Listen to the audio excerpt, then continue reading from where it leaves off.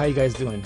I'm about to walk you through BTV Solo, assuming I'm in your shoes, the new guy that's never touched music production before. You don't own a MIDI controller keyboard, you don't have any instruments, you haven't really played with tools much, and we're going to build a beat using nothing more than this keyboard right here. Okay? So you have a desktop computer or a laptop, Mac or PC, any OS version, doesn't matter. We're going to walk through making professional, high-quality 44.1 stereo beats ready for stereo use in studios and broadcast scenarios and whatnot. Again, having no experience, no real theory built up yet, you just know how to bob your head. That's about all you need to do, and tap your fingers.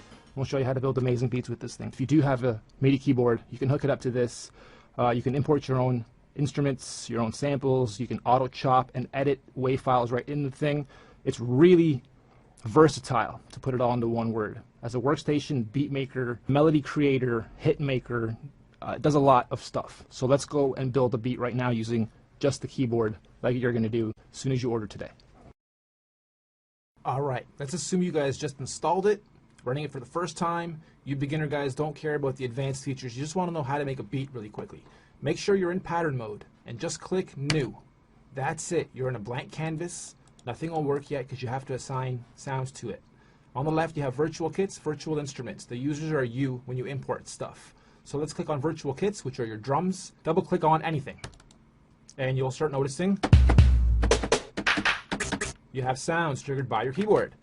Now this is laid out just like a musical keyboard, one octave. So the A is your first C, and then go up one to your W, that's your sharp, and you literally go through your octave just like you would on an actual keyboard. The banks here go up and down 8 times, so you have a full 8 octave keyboard at your fingertips, and if you have a MIDI controller that is 8 octave, you have full control. Because these are drums, not a piano or a violin or something, when you bank up, it's just more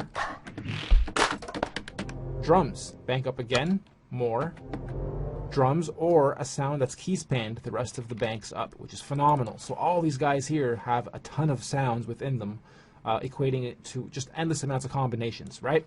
So let's now just record a beat really quickly. This gives us our metronome. You'll see it flashing when it's on record. You press play or your spacebar on and off, and Control R is your keyboard or your recording on and off. You have a -1, which gives you a 1, 2, 3, and you're recording on that 4th count in. BPM, you click, hold, and drag with your mouse up or down. So find a BPM you like, find a kit you like, get yourself triggered up and ready. Maybe practice with your fingers. I'm going to use my left hand and one finger only to give myself a bit of a handicap here. Pretend I am a brand newbie into this stuff again. See what happens here. 1, 2, 3, and...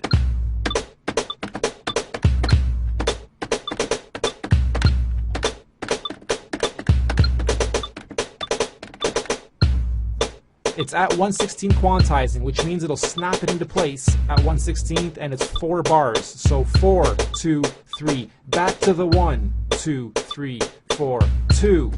And now what we're going to do is just quickly save it. Go to save, just press and hold delete, and name it whatever you want to name it. Press user, and that goes and dumps it into your user banks and patterns over here.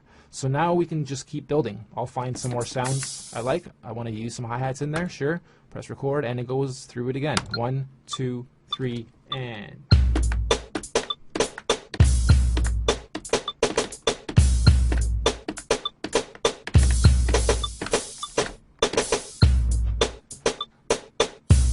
If at any point in time you don't like what you did, just press undo, and it'll undo what you just recorded, and you can relay it again. I'm not going to do none of that because I want this video to be relatively short. So now what I'll do is explain what the roll does really quickly. You like something and you want to roll it up or down, here's what you do. Record, play, it's already on bar 2. I'm going to wait for the 4th bar, and then I'm going to hold that, repeat it, and then pitch bend it. And you see what I mean. So we'll go through it. 3, 2, 3, and... I'm at quantizing 1/16. I can turn it off, it'll be natural, but if it is on and I hold, it'll repeat it for whatever the quantizing's at, up to 64. So you can roll that snare 1/64th, which is sick. And now what we'll do is press play again, and on that 4th, we'll pitch bend it. This is your pitch right here. Very easy. 2, 2, 3, 3, 2, and listen for the roll. That's it. It records that pitch bend, and now you can press play again and it'll play back for you. So just keep laying more sounds or find more instruments and put them on other channels. We'll do one or two more and then I'll wrap this up. You'll notice how my graphics keep changing too, and you can do that by the blang button. You can even design your own skin and import it if you want to get yours all customized and whatnot for you. Sometimes you'll also wake up from your zone and be like, you know what, that sounds horrible. I hate that, but I like my drums, for instance. So all you do is press Control, mute the layers you want to mute. Once they're highlighted, they're muted. Now we're going to go to layer 5 and do something different. I'm going to lower the tempo a little bit, and let's just say, you know, I want to get into a different creative zone. We can easily do that.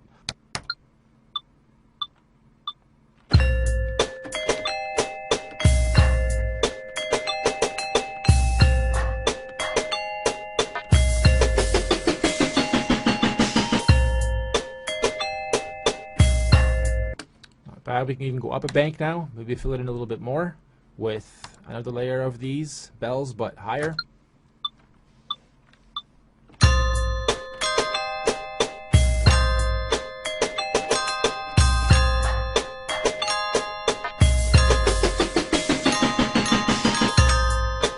Go up one more bank.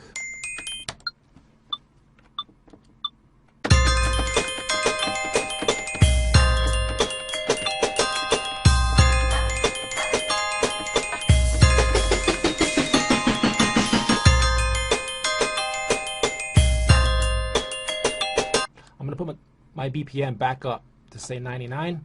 I'm gonna get one more layer in here. We'll go for a nice bass.